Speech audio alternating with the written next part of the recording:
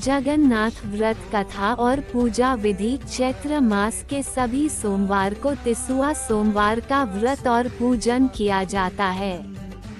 यह व्रत उन्हीं लोगों के घरों में होता है जिनके घर का कोई भी सदस्य श्री जगन्नाथ धाम की यात्रा करा चुका हो। इस व्रत में टेसु के पुष्प से पूजा करने का विधान है, इसलिए इस व्रत को तिसुआ सोमवार व्रत कहते हैं। भगवान जगन्नाथ यह है कि उन्हें अक्सर विभिन्न अवसरों पर भगवान कृष्ण, नरसिंह और भगवान विष्णु के रूप में पूजा जाता है।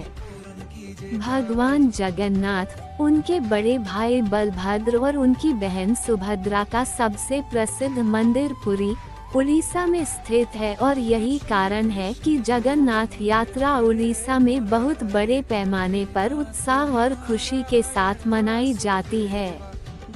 चैत्र मास में आने वाले चारों सोमवार को तिसुआ सोमवार कहा जाता है। इन सोमवार को भगवान श्री जगन्नाथ की उपासना की जाती है। पहले सोमवार को गुड़ से, दूसरे सोमवार को गुड़ और धनिया से, तीसरे सोमवार को पंचामृत से तथा चौथे सोमवार को कच्चा पक्का हर तरह का पकवान बनाकर भगवान को भोग लगाया जाता है। इसके पश्चात पूजा की जाती है।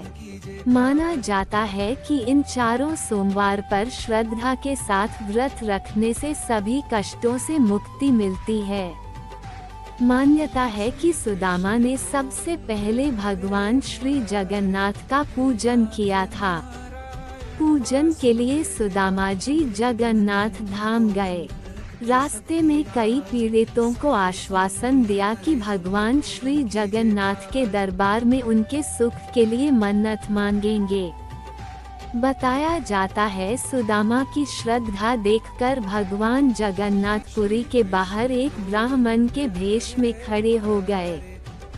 सुदामा ने ब्राह्मण से जगन्नाथ धाम का पता पूछा तो भगवान ने बताया कि उनके पीछे जो आग का गोला है उसमें प्रवेश करने के बाद ही भगवान के दर्शन होंगे।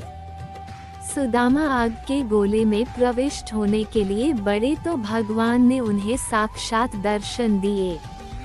सुदामा ने रास्ते में मिले सभी पीड़ितों के दुख दूर करने की प्रार्थना की तो भगवान जगन्नाथ ने उन्हें एक बेत देकर कहा कि जिसे ये बेत मारोगे उसके सभी कष्ट दूर हो जाएंगे। मान्यता है कि तब से चैत्र मास शुक्ल पक्ष शुरू होने पर श्रद्धालु भक्ति पूर्वक सोमवार को भगवान जगन्नाथ का पूजन अर्चन करते हैं और उनके बेत खाकर अपने कष्ट दूर करने की प्रार्थना करते हैं। जगन्नाथ पूजा विधि। पीले वस्त्र धारण करके भगवान जगन्नाथ का पूजन करें। भगवान जगन्नाथ, सुभद्रा और बलभद्र के चित्र या मूर्ति की स्थापना करें। उनको चंदन लगाएं, विभिन्न भोग प्रसाद और तुलसी दल अर्पित करें। उनको फूलों से सजाएं और उनके समक्ष घी का दीपक जलाएं। इसके बाद गजेंद्र मोक्ष का पाठ करें या गीता के 11वें अध्याय का पाठ करें। इसके बाद सभी लोग मिलकर हरि बोल का कीर्तन करें। फिर साथ में मिलकर प्रसाद ग्रहण करें।